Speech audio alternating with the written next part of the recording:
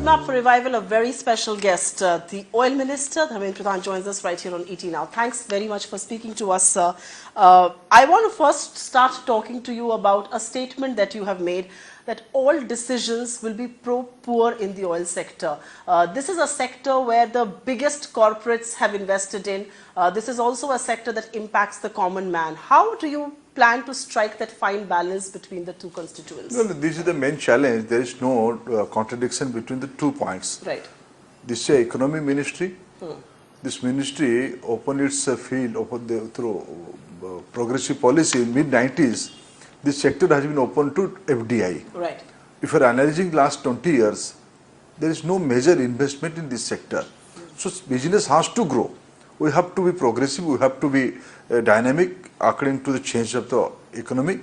So on one side, you have to create an atmosphere for the good investment. Right. Simultaneously, for whom? What kind of economic model you want to develop? This is a welfare state. Center of this welfare state is common man. So taking care of common man's interests and doing good business are not contradictory. Both can be done with good, clear and transparent policy.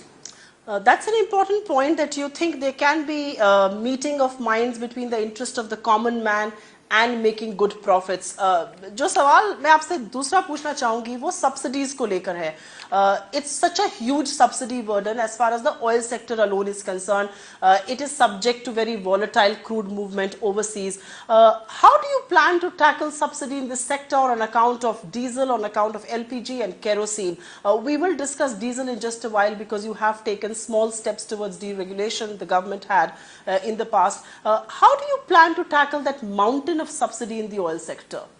Because ultimately, sir, the consumer will have to bear the brunt, and should he be prepared for it? देखो subsidy आप दोहरी नीति नहीं चल सकती है. Subsidy burden घटनी चाहिए, सबको मालूम है. देश की अर्थनीति को if you want to put the economy in track, we have to think about subsidy burden. लेकिन ये क्यों आपके मन में पहले आती है? सब्सिडी बर्डन को रिड्यूस करना है, यानी लोगों के ऊपर बोझा डालना है. There are so many innovative ways. We can do something other way with smart management, with technology synergy. We can reduce the pilferage, we can reduce the leakage.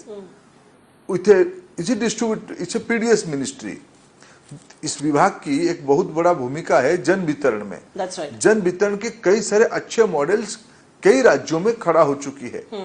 अगर हम एक अच्छे योजना लाके लोगों के ऊपर बोझा ना बढ़ाते हुए सब्सिडी घटा सकते हैं, सब्सिडी बर्डन को घटा सकते हैं. सब्सिडी बर्डन घटाने में पहले क्यों चिंता आती है लोगों के ऊपर? ये तो सहज तरीका है. प्राइस राइज कर दो. ये तरीका नहीं होनी चाहिए. बट सर, ये आपकी बात बिल्कुल ठीक है कि इनोवेटिव वेज हो सकते हैं. इनोवेटिव वेज लाने में थोड़ा समय लगता है. And the prime minister himself has said in no uncertain terms that India needs bitter pill for better days. थोड़ी सी कड़वी दवाई शायद खानी पड़ेगी अच्छे दिनों के लिए, जो कि आपकी सरकार ने प्रॉमिस किया है. उसके चलते आपको ये नहीं लगता है कि कंज्यूमर्स नेपाल, भूटान, ऐसे छोटे छोटे, बांग्लादेश जैसे देशों में जहां पर ऑयल बिल्कुल मार्केट रेट पे बिकता है, हमारे देश में ऐसा नहीं है, आपको लगता है कि आपकी सरकार ये पहल करेगी? Will your government take the step towards market linking of fuel prices, because that is the reality. If India is going to import 80% of its fuel, you can't keep subsidizing it. देखो, आप इस प्रकार के isolation में नेपाल और भारत की market को तुलना मत करिए. जी जी बिल्कुल. भारत एक संघीय व्यवस्था में चलने वाला देश है. राइट. यहाँ की टैक्स है, कुछ टैक्स, सम टैक्स है सेंट्रल टैक्स, सम टैक्स है स्टेट टैक्स. राज्यों की अधिकार है किस राज्य में किस प्रकार की टैक्स रिजिम लगेगी. वहां की अर्थनीति उस टैक्स से चलती है. इसलिए आप यहाँ किस दूसरे देश के साथ तुलना नहीं कर सकते हो. रेट घटनी चाहिए, लोगों को सुविधा से मिलनी चाहिए पेट्रोलियम पर, ये मूल विषय है. और प्रधानमंत्री जी की जो बयान आप कोट किए कि बिटर पिल खानी पड़ेगी, ये आप उसको सब्जेक्टिव यूज क्यों कर रहे हैं? प्रधानमंत्री जी ने यह भी तो कहा था कि इस देश में संसाधनों के ऊपर पहला अधिकार गरीबों की है. इसलिए मैंने पुनः दोहराना चाहूंगा कि subsidy reduction, to reduce the subsidy burden, price rise is not the only way. So are you here suggesting that the expectations of a price rise in LPG, in kerosene, are wrong because markets seem to think that there will be this price rise that will come. As the oil minister of this country, will you put it on record that a price rise is not going to come at least in one go? देखो, हम इस सरकार से माननीय मोदी जी जिम्मेवारी लेने के बाद सरकार की ओर से कैटेगरिकली हम इस चीज को कह रहे हैं, जो पैटर्न चलते आ रही है उसमें कोई परिवर्तन नहीं होगा। अभी ना सिलेंडर गैस प्राइस में ना केरोसिन पे कोई रेट की कोई वेरिएशन होगा, कोई बढ़ोतरी नहीं होगी। There will be no price increase in the cylinder, in the kerosene. और सर, ये जो बात थी केरोसिन सिलेंडर्स को 12 से 9 करने की, जो कंज्यूमर्स हैं, should they expect that to happen? Should they be prepared for that, और are you not going to touch the number of subsidised cylinders? अभी तो फिलहाल जो व्यवस्था चल रही है उसी वही चलेगी। Sir, I want to ask you a question simply from the point of view that your Prime Minister was a very successful Chief Minister, and which is why I want to go back to the whole market linking of prices. जब diesel deregulation की बात कुछ साल पहले हुई थी तो हुआ था कि नहीं ये बिल्कुल नहीं हो सकता है, it is untouchable, it can't happen. But जैसे वो कहते हैं कि जो कड़वी दवाई होती है एक बार में नहीं पी जा सकती है, बट छोटी छोटी डोजेज में आप लोगों को पिला सकते हैं और लोग उसके लिए प्रिपेयर्ड होते हैं। तो जब डीजल का दाम 50 पैसा हर महीने बढ़ रहा था, so people thought it is a doable thing. You think that is a practical solution even for other fuels, taking baby steps towards market prices? ये पेट्रोलियम प्रोडक्ट्स की जो मार्केटिंग नेटवर्क है उसमें से सबसे बड़ा भारी डीजल के साथ है। Diesel is the major quantum, right? So the practice we also continued. We also continued the 50 paise rise in a month. We also continued. You will continue with diesel, but will you adopt a similar model, say for LPG or kerosene? देखो, सारे के customer base अलग अलग है। अभी हमने पुनः कहना चाहेंगे कि there will be no price increase in the cylinder and the kerosene. That's a very important clarification that has come in from the government. No price rise, at least as of now. How worried are you about the Iraq situation? Because uske chalte crude oil prices have gone up. Diesel under recoveries had come down to just ₹1.36. They have shot up. How worried are you about the situation in Iraq? देखो, Iraq has two aspect. Iraq crisis has two aspect. एक तो उसकी उपलब्धता, crude oil की availability, उपलब्धता, this is one. Another one is it's international market. अभी जो अंतर्राष्ट्रीय बाजार में थोड़ा घबराहट हुई थी, जिसके कारण जो भारत मोदी जी आने के बाद जो अप्रिशिएट हुई थी इंडियन करेंसी, उसमें से थोड़ा गिरावट आई थी। इंटरनेशनल मार्केट में क्रूड ऑयल की प्राइस बढ़ी थी $4, लेकिन पिछले 2-3 दिनों में थोड़ा राहत की संकेत दिख रहा है, जिस ढंग से इराक के अंदर थोड़ा मामला सुलझने की ओर दिख रहा है और ऑयल इंटरनेशनल ऑयल मार्केट की में स्टेबिलिटी आई है। इसकी पॉजिटिव रिफ्लेक्शन हम भारत के अंदर भी आएगा, हमारी अपेक्षा है। I will speak to you about one issue and then move back to production in India, which is very low right now and which is why we import so much oil. Your government has decided to defer the decision on a gas price hike for all kinds of APM gas in India by about 3 months. I want to first ask you, because this is the first chance we are talking on this, आपने ऐसा क्यों किया? Why was there a need to delay a decision? देखिए, हमारे सामने जब हम सरकार में आए, हमारे सामने एक पुराना मसौदा, पुराना निर्णय था हमारे सामने, जिस निर्णय को जब हमने अनुध्यान किया और उसके पहले भी कुछ पब्लिक डोमेन में कुछ जानकारी आ चुकी थी, लेकिन एक सरकार के अंदर एक जवाबदेही जब हम लोगों को मिली, उसमें जो हमने समीक्षा किया कि जिस निर्णय को कैबिनेट एंडोर्स किया था, इकोनॉमिक अफेयर्स सब कमेटी ने एंडोर्स किया था, उस निर्णय के बाद उसी सरकार के 3 विभाग ने उस पर आपत्ति जताई थी। मिनिस्ट्री ऑफ फाइनेंस आपत्ति जताई थी, एनर्जी डिपार्टमेंट आपत्ति जताई थी, फर्टिलाइजर मिनिस्ट्री ने भी आपत्ति जताई थी। 2 पार्लियामेंट्री स्टैंडिंग कमेटी की कुछ रिजर्वेशन था, कुछ मामला न्यायालय की विचाराधीन था। ये कुछ कई प्रकार की कॉम्प्लेक्सिटी उसी रिपोर्ट के साथ, उस निर्णय के साथ जुड़ा हुआ था, जो लोग सरकार में बैठ के कैबिनेट में निर्णय के उसके बाद उसको विरोध भी किए, फाइल के अंदर विरोध किया। इस प्रकार की एक उलझन, एक कंफ्यूजन था। एक दूसरी, जिस फॉर्मूले पे जिस तरीके से उसको हिसाब किया गया था, हमको लगा कि कुछ तथ्य हमारे सामने आई कि शायद ये हिसाब करते हुए इस प्रकार की कैलकुलेशन फॉर्मूला रंगराजन कमेटी के सामने जिस प्रकार की तथ्यों की अब रंगराजन कमेटी अपना कंक्लूजन निकाली, शायद उसमें से जापान जैसे देशों, कंज्यूमिंग देशों की अपनी उस किस भाव पे जापान गैस खरीद रहा है उसको कंसीडर किया। अमेरिका की वेलहेड प्राइस क्या होगी, लंदन की वेलहेड, यूरोप की वेलहेड प्राइस क्या होगी, लेकिन भारत की एंड यूज प्राइस की क्या होगी, उपभोक्ताओं की क्रय शक्ति कितना है, उपभोक्ताओं पे उसकी इंपैक्ट क्या आएगी, महंगाई पे क्या इंपैक्ट आएगी, इस सारा विषय की जो एक सामग्रिक विचार की आवश्यकता है। हमें लगा, नई सरकार को उचित लगा कि सारा विषय को एक नई दृष्टि से दिखने के लिए, एक तो कुछ उलझन है, पुरानी सरकार के अपने अंतर्विरोध है, उसके बाद कुछ रिलेवेंट मुद्दा सामने था जिसके लिए सरकार को उचित लगा, कैबिनेट ने फैसला किया उसको आने वाले 3 महीने में सारा पक्षों के साथ बातचीत करके अच्छी व्यवसाय हो, लेकिन जनता को सुषम बंटन भी हो, यह हमारे सामने निर्णय करना पड़ा। ये आपने एक बहुत सही और अच्छी बात कही कि जिस फॉर्मूला में पहले से ही थोड़ा विरोधाभास था उसको लेकर कैसे बढ़ा जा सकता है, ट्रांसपेरेंट मैकेनिज्म चाहिए होगा। इससे पहले कि मैं इसमें आपसे और सवाल पूछूं, as the oil minister of this country who is also responsible for prices for the end consumer like me, you are here suggesting that $8.4 जो उस फॉर्मूला के चलते गैस प्राइस आता, is that too high for consumers in India? देखो, मैं उसमें कोई conclusive होना इस समय पे हम तो no, but when you said that, निश्चित रूप में उसमें तो हमको जो संकेत देना था हमने दिया है। right.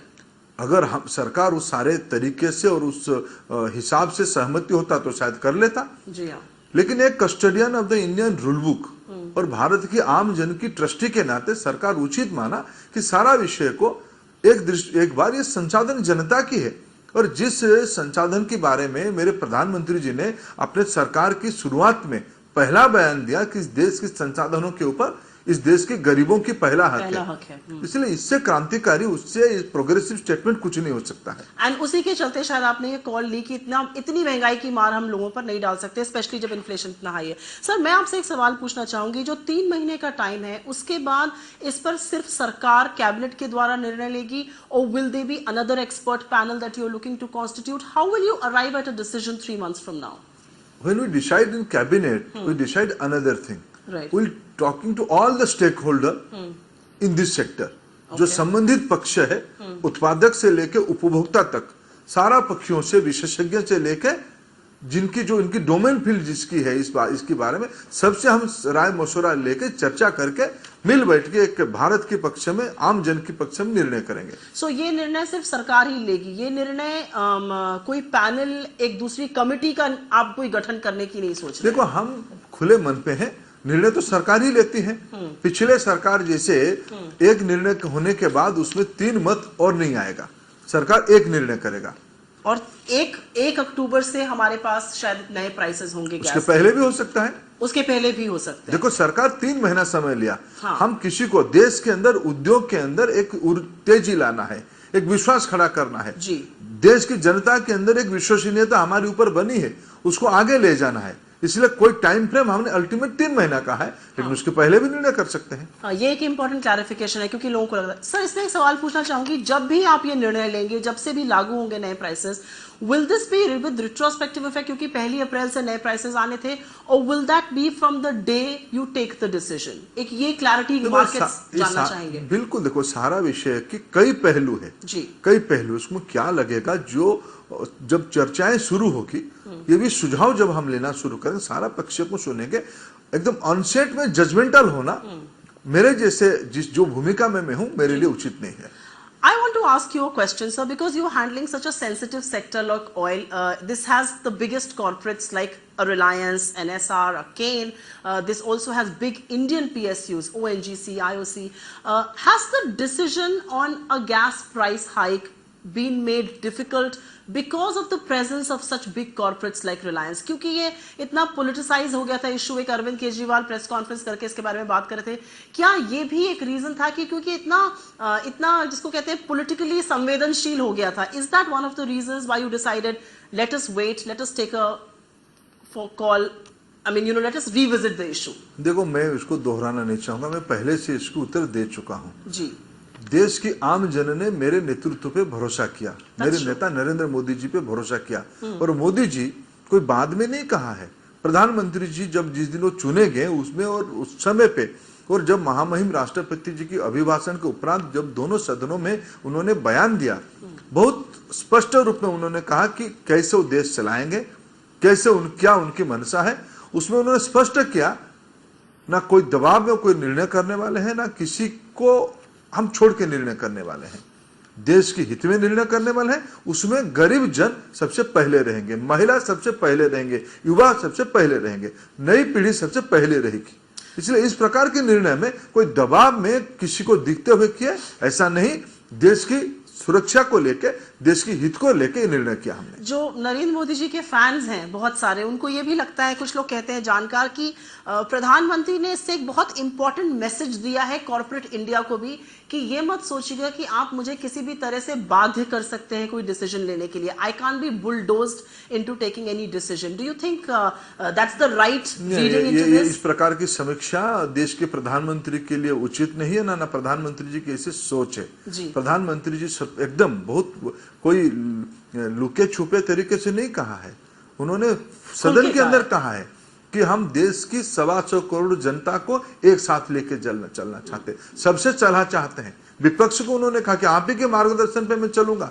जब मुलायम सिंह जी ने उनपे कटाक्ष किया, कैसे करोगे, उन्होंने कहा आपको पूछ के करेंगे, बड़े कैंडिडली कहा।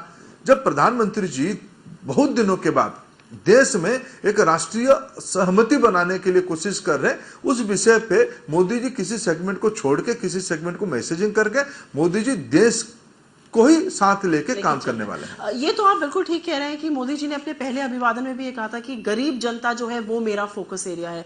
मैं आपसे एक सवाल सर इसमें बस करना चाहूंगी, इससे पहले कि हम आगे जाएं। आपको कहीं पर ये आशंका है, आपको कहीं पर ये डाउट है कि इस डिसीजन से इन्वेस्टर सेंटिमेंट पे प्रभाव पड़ सकता है? रिलायंस ने कहा है कि जब तक नया प्राइस नहीं आएगा हम अभी नया इन्वेस्टमेंट नहीं करेंगे, क्योंकि हमने इतना पैसा ऑलरेडी डाला हुआ है, अभी उस पर रिटर्न नहीं आ रहा है। आपका नेल्प का दूसरा राउंड होने वाला है, ग्लोबल एनर्जी को लगता है कि भाई जब तक क्लैरिटी ना हो जाए इसमें करने का कोई तुक नहीं है। आपको लगता है एक तरह से इन्वेस्टर सेंटिमेंट पे थोड़ा सा इससे चोट पहुंची है? देखो, मैं उल्टा शुरू में एक विषय कहा कि मिड 90 से सेक्टर को एफडीआई एनेबल किया है 100%। कितना इन्वेस्टमेंट आ गया? क्या सिर्फ एक ही विषय के लिए अटका हुआ है? कई सुधार चाहिए, कई बॉटलनेक्स है, कई मनस्थिति को, मनोवृत्ति को परिवर्तन करना पड़ेगा, व्यवसाय बढ़ाना पड़ेगा, इस देश में पूंजी को लाना पड़ेगा। इसलिए एक सिंगल इशू विषय नहीं है। Gas is the only area of this ministry, there are so many other issues देश में। मेरे को बिल्कुल नहीं लगता है, अगर हम एक देखो मन में कुछ अलग बात है तो जब पॉलिसी आड़ोकीजिम आप ले आओगे, पॉलिसी पैरालिसिस कर दोगे, निर्णय ही नहीं करोगे, तब इन्वेस्टमेंट को चोट आती है। जब आप स्पष्ट हो, इस देश में व्यवसाय बढ़ाना पड़ेगा, विदेशी निवेशकों को बुलाना पड़ेगा, देश के अंदर जो क्षमतावान निवेशक है उनको भी मदद करना पड़ेगा। उसको करते हुए देश की सेस्मिक डाटा को बढ़ाते हुए इसकी एक्सप्लोरेशन, इसकी प्रोडक्शन बढ़ाना पड़ेगा। इसलिए हम पूरा कॉन्फिडेंट है पूंजी आएगा। अच्छे पॉलिसी अगर हम लाएंगे, प्रोग्रेसिव पॉलिसी लाएंगे, विश्व बाजार को ध्यान में रखते हुए लाएंगे तो पूंजी आएगा।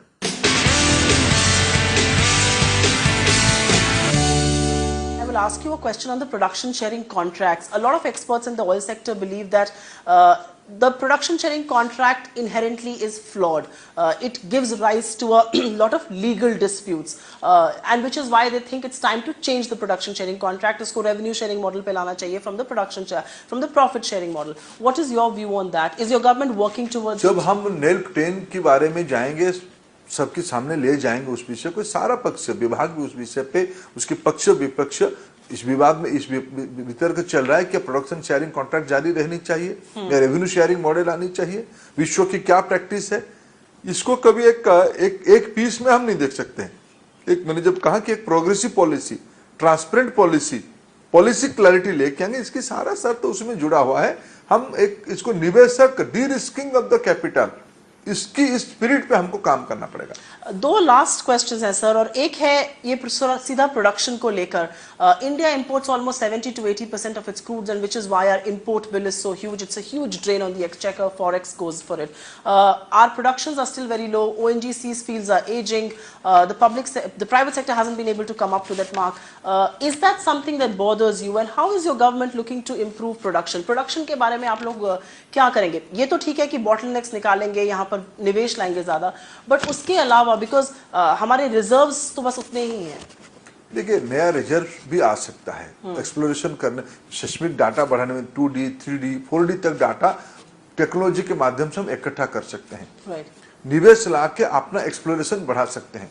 लेकिन जो प्राइमरी चिंता हमारी अभी आ रही है कि ओएनजीसी जैसे संस्था, ऑयल इंडिया जैसे संस्था पिछले 3 साल से निरंतर अपना प्रोडक्शन घटा रहे हैं। इसके कारण ढूंढना पड़ेगा। क्या कोई पॉलिसी में मदद चाहिए? क्या कोई इकोनॉमिक फॉर्मूला में मदद चाहिए? क्या कोई मैनेजमेंट डेफिशिएंसी हो रही है? इस सारा विषय को आज भी हमने विभाग की ऑयल इंडिया और ओएनजीसी के साथ अभी आज भी मैं सैटरडे में मीटिंग करके आया हूं जी। इसकी क्लोज मॉनिटरिंग विभाग ने शुरू किया है।